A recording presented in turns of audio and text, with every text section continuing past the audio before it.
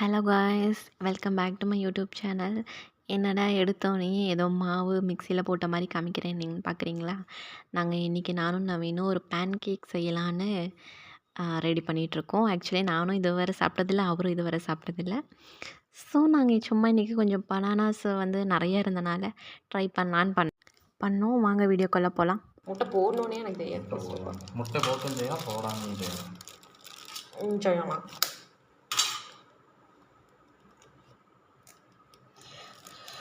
உடச்சிருமா முட்டை?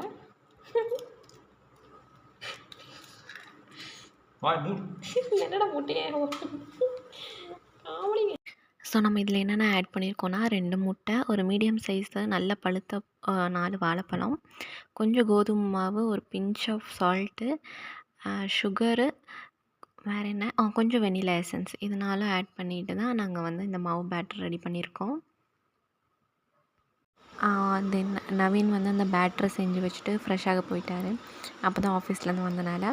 ஸோ அவர் வர கேப்பில் நான் கொஞ்சம் 2 பொமோகிரானேட் உரித்து வச்சுருந்தேன். இன்கேஸ் அது நல்லா வரலனா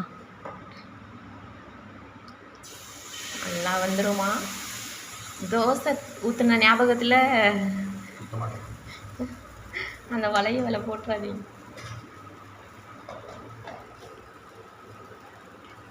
பேன் கேக்கில் நெய் இல்லாம போடுவாங்க. பட்டர் போடுவாங்க, இல்லைன்னா நெய். ஓ,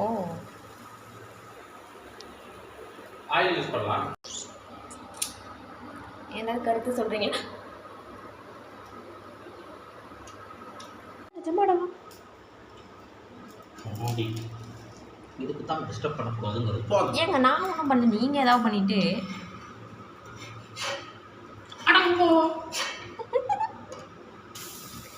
இதான் pancake. But it's okay. Colour properties இப்படி தான் வரும். சரி சரிங்க. நெய் நிற்க முடிச்சுலாம் போலையே. ஸோ ஒரு வழியாக நாங்கள் பேன் கேக்லாம் சுட்டு முடிச்சிட்டோம். ஸோ நவீன் சொன்னார் தேன் இல்லைன்னா ஐசிங் சுகர் போட்டால் தான் அது நல்லாயிருக்கும்னு. ஸோ ஹனி இல்லாதனால நாங்கள் அந்த ஐசிங் சுகர் மட்டும் கொஞ்சம் சர்க்கரையாக கிரைண்ட் பண்ணி எடுத்துகிட்டு போட்டு பார்த்து சாப்பிட்டோன்னா எனக்கு ரொம்ப பிடிச்சிருந்துச்சி. பட் என்னென்னா நிறைய சாப்பிட முடியாது. மேபி 1 or 2 பீசஸ் ஆஃப் இதுதான் சாப்பிட முடியுமா இருந்துச்சு. நவீன் ஸ்வீட்டாக இருக்கனால அவர் சாப்பிட்டாரு.